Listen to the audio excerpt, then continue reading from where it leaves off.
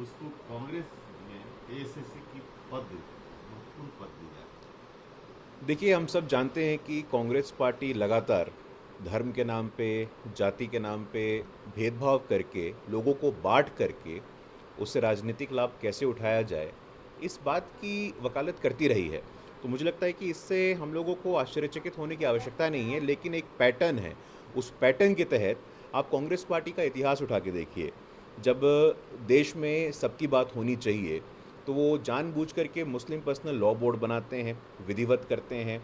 और उनके प्रधानमंत्री 2007 में, मुझे आज भी याद है, तब के प्रधानमंत्री मनमोहन सिंह ने कहा था कि देश के संसाधनों पे पहला हक मुसलमानों का है।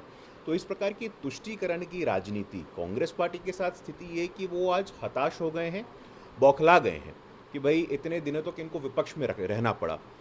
कांग्रेस पार्टी आदि नहीं है, उनको लगता है कि भाई मठाधीशु उनके पास है। लेकिन अब वर्तमान में सरकार की ये सोच है, जो हमारे आदरणीय प्रधानमंत्री जी ने नारा दिया है, सबका साथ, सबका विकास और सबका विश्वास, न्याय सबके साथ, तुष्टीकरण किसी का नहीं। इसलिए हम लोग काम करते रहेंगे और कांग्रेस पार्टी अपनी तुष्टीकरण की राजनीति जारी रखे। उनको शुभकामनाएं हैं। एनडीए के प्रवक्ता ने एक जानकारी दी है कि भारत में टीकों के स्थानीय निर्माण के लिए Pfizer, J J J J and J Moderna को से बातचीत चल रही है। देखिए, हमें समझने की आवश्यकता है कि जब से ये महामारी का प्रवेश हुआ है, आदरणीय प्रधानमंत्री जी ने एक अद्भुत नेतृत्व का परिचय दिया है। वो चाहे शुरुआत में हमने देखा, पिछले साल के ही अगस्त में प्रधानमंत्री जी ने कहा था कि हम जल्द से जल्द वैश्विक स्तर पे ये सुनिश्चित करेंगे कि देश के 130 करोड़ लोगों का टीकाकरण कैसे हो, और इसका रोड मैप दिया है। हमने कहा था कि हम इस साल के अगस्त के महीने तक 30 करोड़ वैक्सीनेशन टीका लगा देंगे, और अभी का जो आंकड़ा है वो 22 करोड़ से ऊपर का है। तो हम लोग आश्वस्त हैं।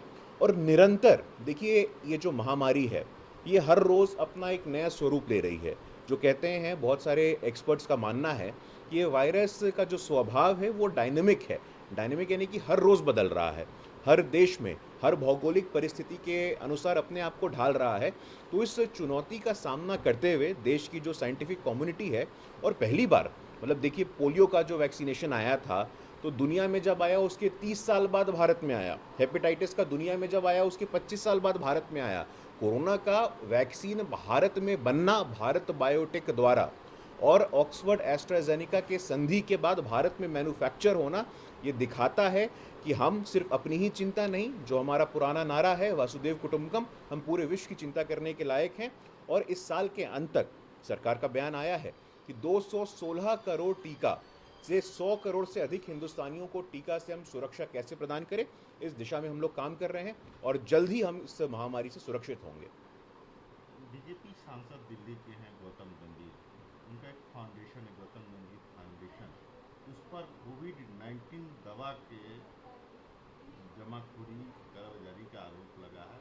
दिल्ली हाईकोर्ट ने इन्फॉर्म किया है। देखिए, अब दिल्ली हाई कोर्ट में इसकी इंक्वायरी होगी, लेकिन हम लोगों ने अभी कुछ दिनों पहले टूल किट देखा, और उस टूल किट में कांग्रेस के नेताओं को साफ तौर पे निर्देश दिया गया था कि भाई, आप लोग सिर्फ होर्डिंग ना करें, जबकि हॉस्पिटलों में बेड को ब्लॉक करके रखें। अब बेड को ब्लॉक करके आपने रखा है ताकि सोशल मीडिया पे आप हीरो बन पाएं, लेकिन आप कल्पना करिए कि भाई, जो मरीज, जो पीड़ित परिवार, जिसको बेड चाहिए, उसको बेड इसलिए नहीं मिल पा रहा है क्योंकि ऑलरेडी उस बेड को कांग्रेस पार्टी ने ब्लॉक किया हुआ है। तो मुझे लगता है कि कांग्रेस पार्टी का एक स्टैंडर्ड ऑपरेटिंग प्रोसीजर है, उनका मोडस ऑपरेंडी है, उनका काम करने का तरीका है। दिल्ली हाई कोर्ट ने बोला है, तो मुझे लगता है निर्णय के बाद सब दूध का दूध पानी का पानी हो जाएगा। लेकिन कांग्रेस के लोगों का हमने सोशल मीडिया पे देखा है, जिस प्रकार उन्होंने दुष्प्रचार और इस आपदा में अवसर देखने का काम किया है, इस विपत्ति को संपत्ति बनाने का प्रयास किया है, ये बहुत ही दुर्भाग्यपूर्ण है और दुखद है। आरजेडी के राज्यसभा सांसद है एडी सिंह, उनको ईडी ने फर्टिलाइजर स्कैम में गिरफ्तार किया। देखिए, हमारा एक नारा है कि भाई, क्लीन गवर्नेंस, ट्रांसपेरेंसी, अकाउंटेबिलिटी, हम लोग इस दिशा में काम करने वाले लोग हैं। और इसलिए 2014 के बाद से आज तक कोई भी बड़ा स्कैम हमारे संज्ञान में आया ही नहीं, क्योंकि हम लोग इस बात की वकालत करते हैं कि पारदर्शिता और स्वच्छता कैसे आए। 2014 का दौर, उससे पहले का दौर हमें याद है कि हर रोज़ कोल ब्लॉक, कभी 2G, कभी CWG, कांग्रेस पार्टी का तो इतिहास रहा है। आज़ादी के बाद जीप स्कैम करते थे, बोफोर्स स्कैम किया, जो भोपाल गैस ट्रेजेडी में वॉरेन एंडरसन थे उनको देश से भगा दिया, तो कांग्रेस पार्टी और इनके साथी दल जिससे राष्ट्रीय जनता दल से ये तथाकथित सांसद आते हैं, तो मुझे लगता है कि कोर्ट को पूरा समय देना चाहिए, एजेंसियों को पूरा समय देना चाहिए, एजेंसियों के साथ कोऑपरेट करना चाहिए, क्योंकि देश की संसाधनों पे पहला हक देश के नागरिकों का है और किसी का नहीं है। जो भ्रष्टाचार में लिप्त है उसके खिलाफ सख्त से सख्त कार्रवाई होनी चाहिए। बीजेपी की एमएलसी हैं टुन्ना पांडे, उन्होंने नीतीश कुमार पर बहुत बड़ा हमला बोला है, परिस्थितियों का मुख्यमंत्री तक कहा है, यहाँ तक कहा है कि 2009 के शराब घोटाले में उनको जेल भिजवा के दूंगा। देखिए, ये उनकी व्यक्तिगत राय हो सकती है, लेकिन मुझे लगता नहीं कि इसके पार्टी या गठबंधन की सेहत के दृष्टिकोण से देखना चाहिए। हम लोग पिछले विधानसभा चुनाव में नीतीश जी के नेतृत्व में गए थे और बिहार की जनता का हमें अपार आशीर्वाद मिला है, तो नेतृत्व पर किसी प्रकार का कोई प्रश्न चिन्ह नहीं उठता है।